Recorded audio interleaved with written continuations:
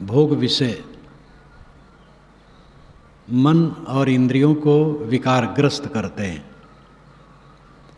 इसलिए भोग विषयों में चित्त नहीं जाना चाहिए। निर्मल मन रखने के लिए विषय भोगों से अपने चित्त को सदैव हटाए रखना चाहिए। धन में अपना चित्त नहीं होना चाहिए, धन उपयोग की चीज़ है। गृहस्थ को और आश्रमधारी को यथा योग्य कुछ संग्रह रखना पड़ता है। वो संग्रह भी उपयोग के लिए हो। संग्रह के लिए संग्रह होगा तो चित्त मलिन होगा। व्यक्तिगत साधु को के लिए थोड़ी ज़रूरत है। व्यक्तिगत साधु ज़्यादा संग्रह अगर लोभ करेगा तो उसका मन विकारग्रस्त होगा। इस प्रकार भोग वस्तुओं से अपने चित्त को दूर रखे, तब चित्त निर्मल होगा। संबंध में विकार आने की संभावना बनी रहती है। संबंध जितना होता है उसमें अनुकूल और प्रतिकूल ये दो मिलते हैं और कुछ सामान्य मिलते हैं। सामान्य में कुछ अड़चन नहीं पड़ता है। जहाँ अनुकूलता ज़्यादा मिलती है वहाँ मोह न बनने पाए, ये विवेक जागृत रखना चाहिए। जहाँ प्रतिकूलता मिलती है वहाँ द्वेष न बनने पाए, क्योंकि प्रतिकूलता मिलती है, कोई कटु कहता है, व्यवहार उल्टा करता है, कोई वस्तु छीन लेता है, या और भी ऐसे कुछ होता है। वस्तु छीनने वाले तो कम होते हैं। प्रायः होता है कि वो आदमी आपको आदर नहीं देता है, या कभी निरादर भी कर देता है, कटु भी कह देता है, आपके प्रति दूसरे में बुराई भी कर देता है, तो वहाँ पर द्वेष बनने की संभावना होती है। वहाँ भी द्वेष नहीं बनना चाहिए। सावधानी ये होनी चाहिए कि अगर कोई हमें बुरा कहा है तो देखना है कि हमारे में क्या है, अपना सुधार करना चाहिए। ऐसा कुछ नहीं है उसने द्वेष बस कहा है, भ्रम बस कहा है, तो निश्चिंत रहना चाहिए। कोई कुचक्र की भावना वाला है तो उससे दूर रहना चाहिए। संगत के त्याग में हटा देना और हट जाना,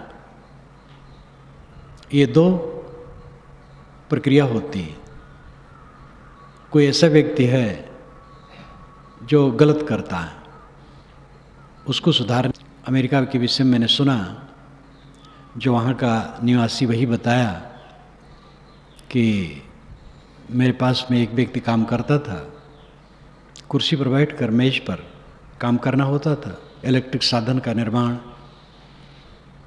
तो वो कचरा गिरा दे और कई बार गलतियां करे। मैनेजर ने देखा तो आके पास में बैठ के बताया। वो स्वयं सब कचरे को उठा लिया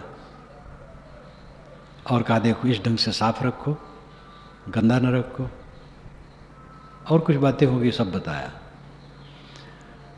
कुछ दिन के बाद फिर वैसा किया, तब फिर मैनेजर आया, फिर बैठ के बताया कि अब ऐसा नहीं होना चाहिए। कुछ दिन के बाद फिर वैसे किया, तब मैनेजर कुछ नहीं कहा, तनख्वाह दिया और कागज़ दे दिया, कृपया आप कल से आप ना आइए। ये बहुत बढ़िया तरीका है। उन्होंने मुझे बताया कि बड़ी शालीनता से दोनों दिन उन्होंने समझाया, प्रेम से दोनों बार, तिबारा समझाया नहीं और कहा आप ना आइएगा। अपने साथी बराती से त्रुटि हो तो उनके लिए सुधार की चेष्टा करनी चाहिए, हमदर्दी से, प्रहार से नहीं, दुश्मनी साध के नहीं, प्रेम से सुधार की चेष्टा करनी चाहिए। एक बार दो बार सुधारने का प्रयास करें, नहीं सुधरे तो प्रेम से ही उसको कहना चाहिए कि अब आप अपना रास्ता अपनाइए, साथ नहीं बनेगा। दुश्मनी से नहीं, वैर से नहीं, विरोध करके नहीं, प्रेम से उसको दूर करना चाहिए। कहीं ऐसा होता है हम उसको दूर नहीं कर सकते हैं और वो बहुत कुचक्र वाला है, वो स्वयं दूर हो जाना चाहिए, क्योंकि उसको दूर करने कोई साधन नहीं है, जहाँ है तहाँ जमा है। तो अपना ही संभाल करके उससे हट करके रहना चाहिए। कभी मिल गया, धन प्रणाम हो गया, प्रेम भाव का व्यवहार हो गया, लेकिन संबंध नहीं करना चाहिए, तो चित्त निर्मल रहेगा। किसी से गलती हो जाए, प्रहार शुरू कर दो, दुश्मनी शुरू कर दो, तो फिर चित्त आपका खराब हो जाएगा। सुधारने की चेष्टा करो। नहीं सुधरता है एक बार दो बार, तो प्रेम से उसको अलग करने की चेष्टा करो, दुश्मनी करके नहीं।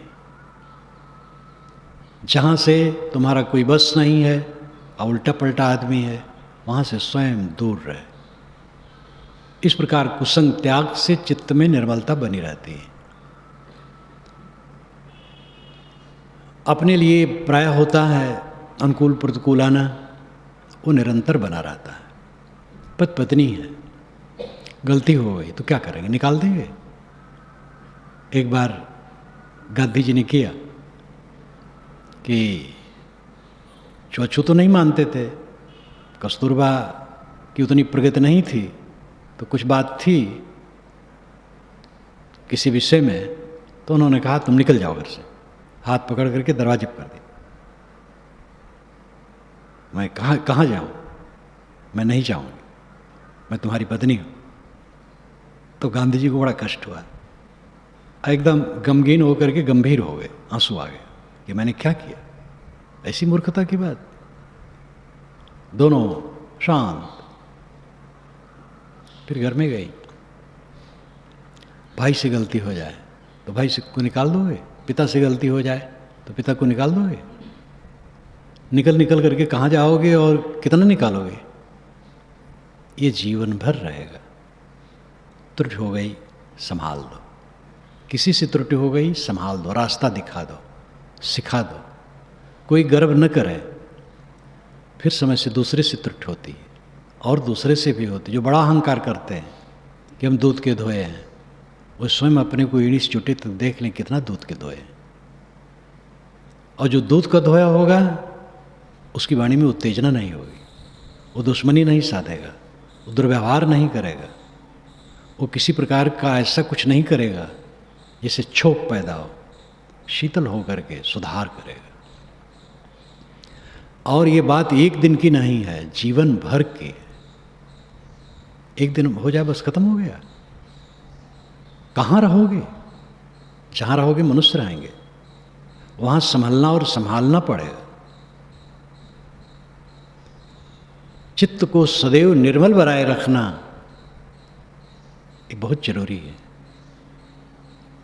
परिवार में, समाज में थोड़ा थोड़ा स्वभाव भिन्न और उसी को लेकर के कोई क्षोभित हो और दुश्मनी साधे और दलबंदी करने लगे, दूसरे को तकलीफ देने लगे, तो उसकी क्या दशा होगी, खुद की उसकी क्या दशा होगी। फिर परिवार में कलह बढ़ाने लगे। सुधारना पड़ता है। व्यवहार में त्रुटियां सबसे हो जाती हैं, किसी से बड़ी किसी से छोटी। किसी के स्वभाव में किसी बात की गलती ज़्यादा होती है तो उसके सुधारने का प्रयास होना चाहिए। पदार्थों की अपेक्षा प्राणियों का संबंध बहुत जटिल है। पदार्थ जड़ हैं। जितना भी आप पदार्थ रखें, रुपया पैसा रखें, प्रबंध करें और उपयोग करें। धरे रहें, आपके लोभ क्षोभ है तो उसको जमा करके धरे रहें, आपका मन है। लेकिन एक मनुष्य का बच्चा आप पेटी में नहीं रख सकते हैं। मनुष्य के बच्चे को स्वतंत्र रखना पड़ेगा।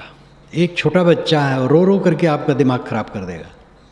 इसलिए मनुष्यों का संबंध बहुत जटिल है और उसमें जो सहनशील नहीं होगा, उदार नहीं होगा, वो पार नहीं पाएगा। फिर वो कलह में जलेगा, जलाएगा, यही उसका काम है। अहंकारी आदमी, कुचक्री आदमी, कुटिल आदमी, षड्यंत्रकारी आदमी, दुर्व्यवहारी आदमी जलता है और जलाता है।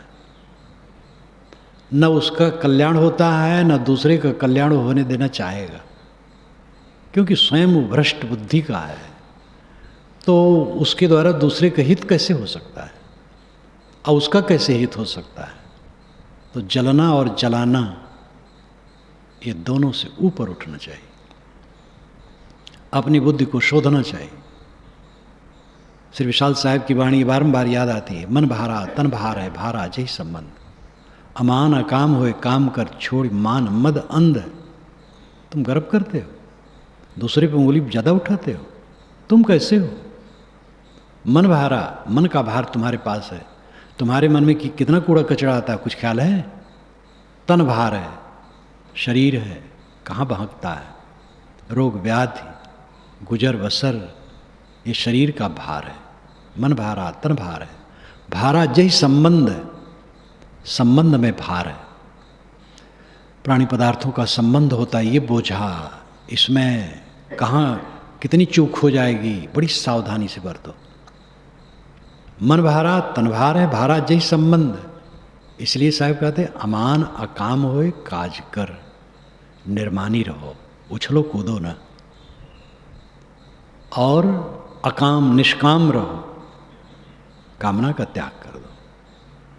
छोड़ मान मद अंध, बहुत अहंकारी हो तुम, सबसे बड़े हो, बड़े वैराग्यवान हो, बड़े ज्ञानी हो, वैराग सीखे हो, समझते हो वैराग कितना है। कपड़ा ओढ़ने से कोई वैरागवान हो जाता है? इसलिए निर्माण रहो, मान न करो, अंधा न बनो, आंखें फोड़ो मत। उन्माद कितना चलेगा? आंधी ज़्यादा समय नहीं रहती, सामान्य वायु सब समय रहता है। आंधी आई और गई, और जो आंधी उठाएगा वो आंधी में पड़ेगा, उसके नुकसान के सिवा कुछ नहीं होगा। ना आंधी उठावे ना आंधी में पड़े। आंधी में जो गर्व करेगा, आंधी आई बड़े सुंदर, तो वो मरेगा। सामान्य वायु से प्रेम करे, सामान्य वायु सब समय रहेगा। इसलिए स्वयं आंधी का कारण न बने, और आंधी उठी तो आंधी में न पड़े, तब चित्त निर्मल रहेगा। राजनैतिक, सामाजिक, पारिवारिक आंधी आ जाती है, क्योंकि कुचक्री दुनिया में बहुत है, तो उसमें अपने को संभाल ले। समुद्र में स्नान कर रहे हैं और ज्वार आया और उठ खड़े हुए, वो ज्वार उठा करके नीचे गर्भ में ले जा करके मार डालेगा। इसलिए अगर ज्वार आया है, पानी लहर आई है, तो चुपचाप बैठ जाओ, लहर चली जाए निकल आओ। ये मैंने सुना है, उसमें नहाया नहीं है। समुद्र में, समुद्र के पास गया, थोड़ा पानी में गया, ज़्यादा नहीं, क्योंकि मैं तैरना नहीं जानता हूँ, मैं पेड़ पर चढ़ना नहीं जानता हूँ, कूदना नहीं जानता हूँ। ये सब कुछ स्वभावगत ऐसी बातें थी कि ये सब मैं नहीं जानता हूँ। तो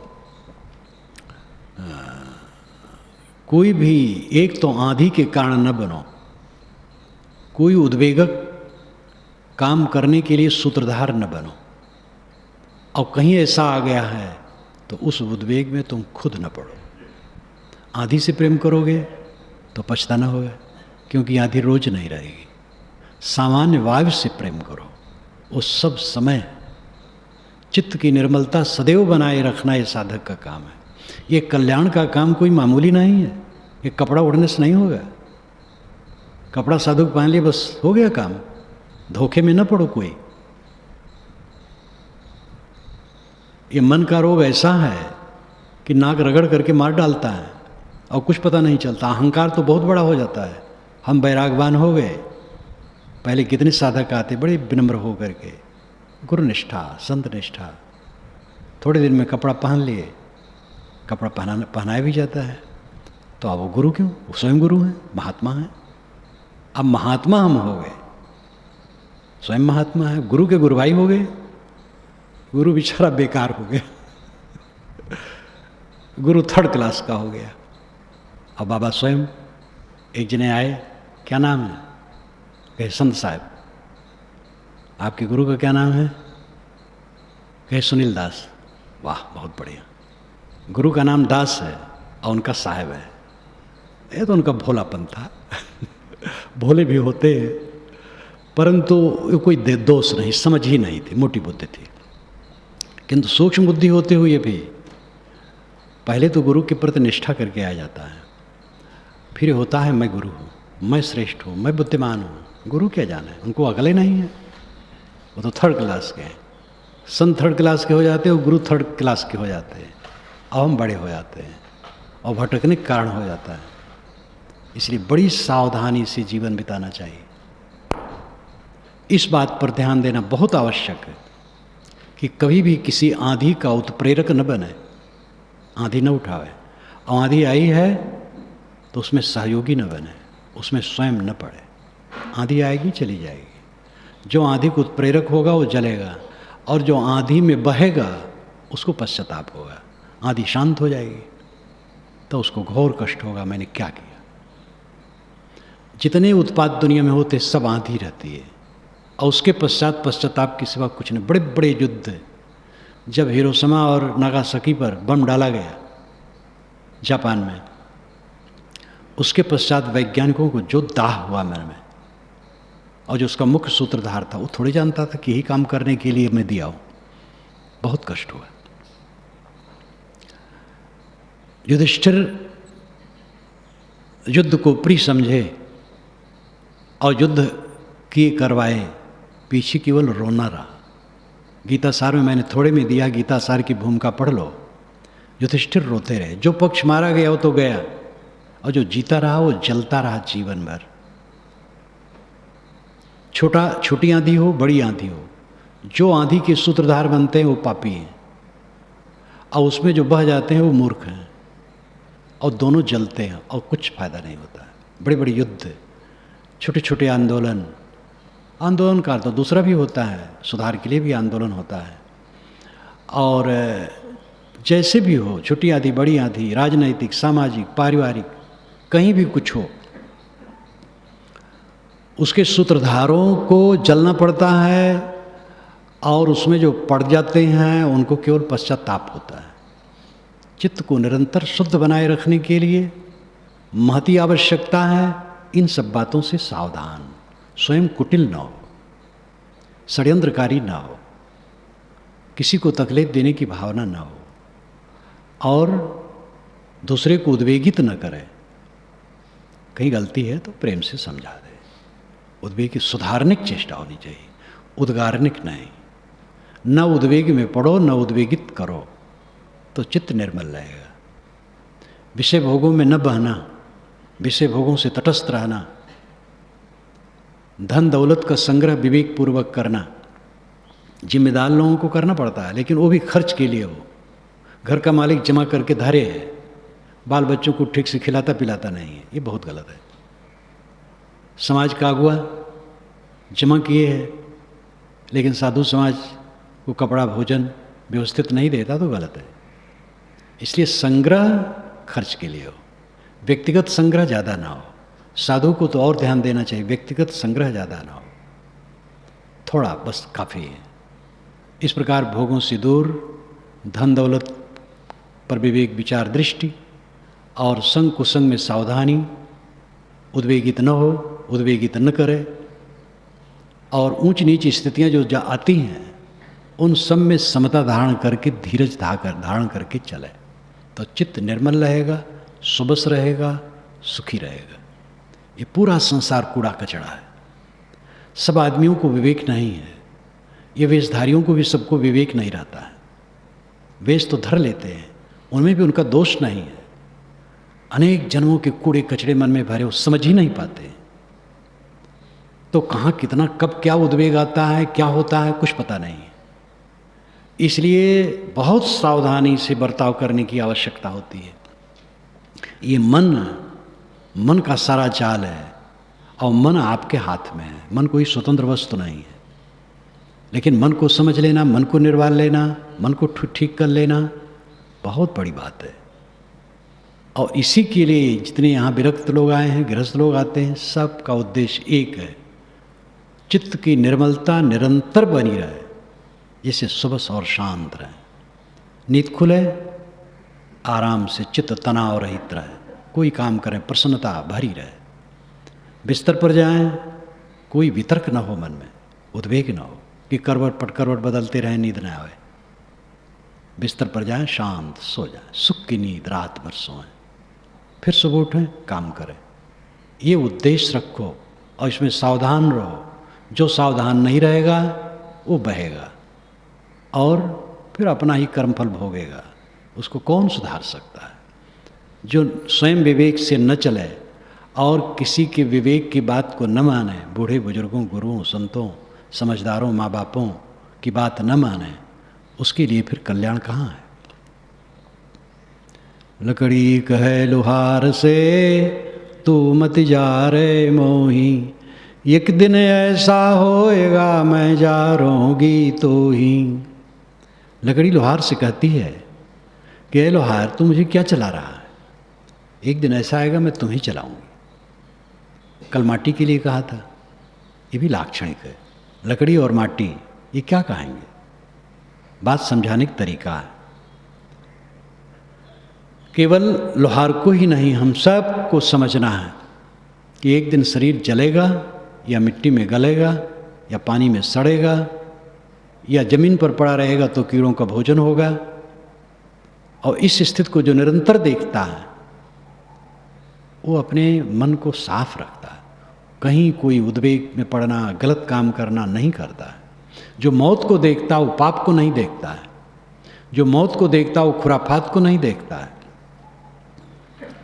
कहा किया हम आए के, कहाँ करेंगे जाए, इत के भय न उत के चाले मूल गंवाए। यहाँ आकर के हमने क्या किया ये सोचना चाहिए। जन्म लिए क्या किए?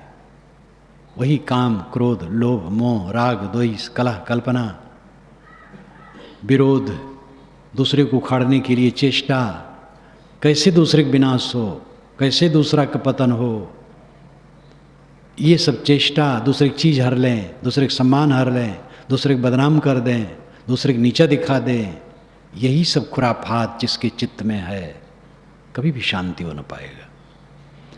भोगों की लालसा में ताम दुष्कर्म करना, छीना झपटी, लोग पोस्ट पर जाते हैं, होश ही नहीं रहता कब तक पोस्ट आखिर रहेगा। और फिर जो अंधाधुंध काम करने लगते हैं, नरक बना लेते हैं, अब आखिर में सब जहाँ का तहाँ रह जाता है। इस जीवन में आकर के हमने क्या पाया? इस जीवन में आकर के हमने क्या पाया, क्या किया? अगर चित्त निर्मल हुआ, चित्त में शांति है तो सफल है, नहीं तो कुछ नहीं सफल है। कहाँ करेंगे जाए, यहाँ से जाके क्या होगा? शरीर छूटेगा, कोई कल्याण का साधन नहीं। जीवन में कल्याण का साधन है। जो इस जीवन में आकर के अपने को न सुधारा, न इत का हुआ न उत का हुआ, चाले मूल गंवाए, मूल गंवा के चला। मूल है मनुष्यता, मनुष्यता भी नहीं रही, साधुता साधना तो दूर। यह तन कांचा कुंभ है, लिए फिरे थे साथ, टपका लागा फुट गया कछु न आया हाथ। यह तन कांचा कुंभ है, यह शरीर मिट्टी का कच्चा घड़ा है और हाथ में लेकर के घूम रहे थे, इधर में ठोकर लग गया, भारा के गिर पड़ा, कुछ भी हाथ में नहीं आया। सारे शब्द सरल है, प्रयोग सरल है, साखी सरल है, लेकिन मार्मिकता जो उसकी है कितनी गहरी है। यह तर कांचा कुंभ है, लिया फिरे थे साथ, टपका लागा फुट गया कछु न आया हाथ। जिस शरीर का इतना भारी हमें गर्व है, नाम रूप का गर्व है, गुणों का गर्व है, साधु को अपने वैराग और ज्ञान का गर्व है। ज्ञान और वैराग का गर्व होता है तो ज्ञान वैराग होता है कहीं? वहाँ पर ऋषिकेश की बात है, सेठ आश्रम चला रहे थे, व्यवस्था देख रहे थे। कोई दूसरे सेठ आए वहाँ निवास करने के लिए, उसमें कई कुटियाँ हैं, एक कुटी पे गए तो महात्मा जी जो वहाँ रहते थे वो चुपचाप रहे। वो लौट के आए, मैनेजर से कहे कैसे कैसे साधु को आप टिकाते हैं, यहाँ पर रखे हैं, जाओ तो वो बोलते नहीं हैं। वो कहे भैया हम क्या करें, आपको धन का गर्व है, उनको वैराग का गर्व है तो हम क्या करें, आप धनी हैं इसलिए चाहते हैं साधु भी आदर करें। अब वो समझते हैं हम साधु हैं, हम सबसे बड़े हैं, तो हम किसी क्यों आदर करें। तो दोनों को गर्व है, हम तो व्यवस्थापक हैं, हम रात दिन अनुभव ही देख रहे हैं। तो कोड़ तो हर जगह लगेगा। तो बार मैं कहता हूँ कपड़ा पहनने से कोई साधु नहीं होता है। कपड़ा में श्रद्धा नहीं रखनी चाहिए। कपड़ा इसलिए दिया जाता है कि कुछ कपड़ा तो ढकना है ना। अब यहाँ शर्ट पैंट पहने तो शोभा नहीं देता है, और सरलता भी नहीं है। ये सरलता है इसमें, साधु वेश में। लेकिन साधु भेष धर करके साधु हो गए, बिल्कुल धोखा है। देखो अपने को। तो महागर्भ जिसका, साहेब उतार देते हैं एकदम। अरे कच्चा घड़ा लेके घूम रहे थे, ठोकर लग गया, भारा के गिर पड़ा, हाथ में कुछ नहीं रह गया। इतना साहेब उतार देते हैं। अब उनके संवेदनशील थे, वैराग्यवान थे, ज्ञानवान थे, उनका हृदय ऐसा था, ऐसी वाणी निकली। हम जब कुछ भी थोड़ा सोचें वैसा, तब ये समझ पाएंगे। नहीं सब समझते हुए नहीं समझेंगे। भाषा सरल है, कायदा सरल है, साखी सरल है, सरल रूप से समझ लेंगे। मार्मिकता हृदय में आंदोलित करे, ये तब होगा जब पात्र बने।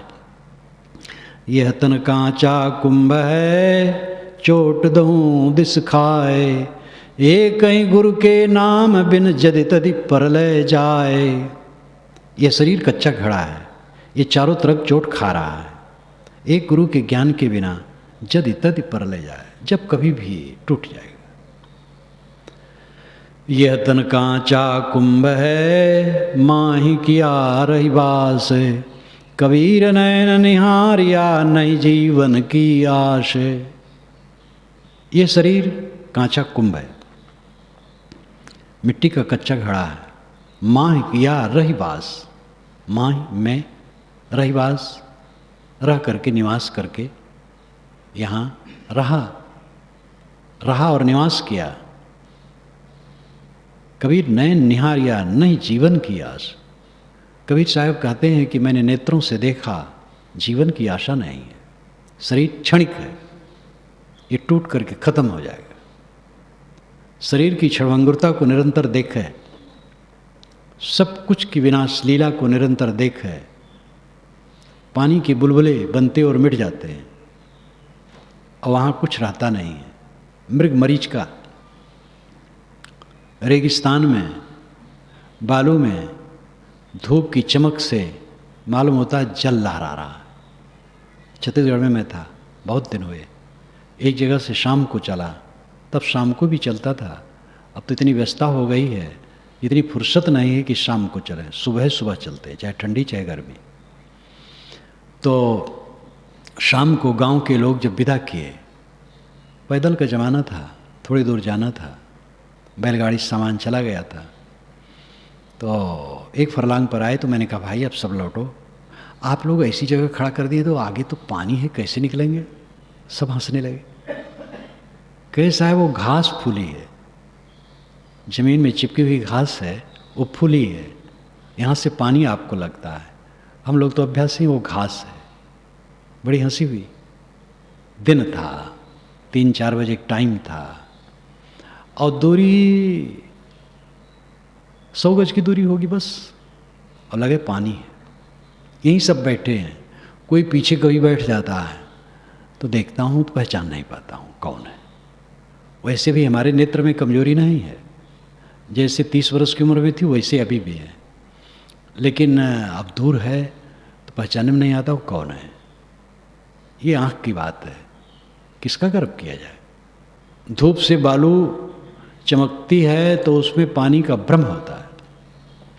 ऐसे संसार में अहम ममत्व का भ्रम होता है, जो अपने पास शरीर लिपटा है इसमें और शरीर संबंधी प्राणी पदार्थों में अहम ममत्व का भ्रम होता है। सबसे बड़ी अविद्या यही है। शरीर मेरा नहीं है, शरीर मैं नहीं। इस भाव को साधक को खूब साधना चाहिए। सबसे बड़ा भयंकर बंधन यही है, शरीर मैं हूं, शरीर मेरा है। शरीर मैं मेरा नहीं तो कौन वस्तु में मेरी है। इस प्रकार निरंतर अहंता ममता का त्याग, निरंतर इसमें गहरा चिंतन करते करते तब अध्यास घटता है, तब स्वरूपाकार वृत्ति होती है, आत्माकार वृत्ति होती है। आदमी की देहाकार वृत्ति है, देह में अभिमान, देह का रागरंग ज्ञान होने पर भी रहता है, वैराग साधने पर भी रहता है, क्योंकि पूरा कटा नहीं रहता है। सच्ची समझ संशय रहित पारख निजे दुर्गुण रहे, श्री विशाल साहब के 9 छंद जड़ चेतन निर्णय प्रकरण में आखिर की तरफ हैं। मोक्ष शास्त्र में मूल को भी मैंने टिप्पणी में शायद रख दिया है, बहुत मार्मिक है। उसी में एक पंक्ति है ये, सच्ची समझ संशय रहित पारख निजे दुर्गुण रहे। सच्ची समझ है और संशय रहित है और अपने पारख की दृष्टि भी है, लेकिन अभी दुर्गुण शेष हैं, क्योंकि अभी दुर्गुण पूरे मिटाए नहीं जा सके हैं। जो अविवेकी होता हो तो थोड़े में समझ लेता मैं पूरा संत हो गया हूँ। विवेकवान निरंतर देखता है अपनी कसरों को और उसको निकालता है। कबीर नैन निहारिया नहीं जीवन किया, शरीर का कोई ठिकाना नहीं, सब समय शरीर को काल के गाल में देख करके अपनी साधना में तत्पर रहो। करने के लिए प्रयास करना चाहिए, चेतावनी देना चाहिए, सुधारे।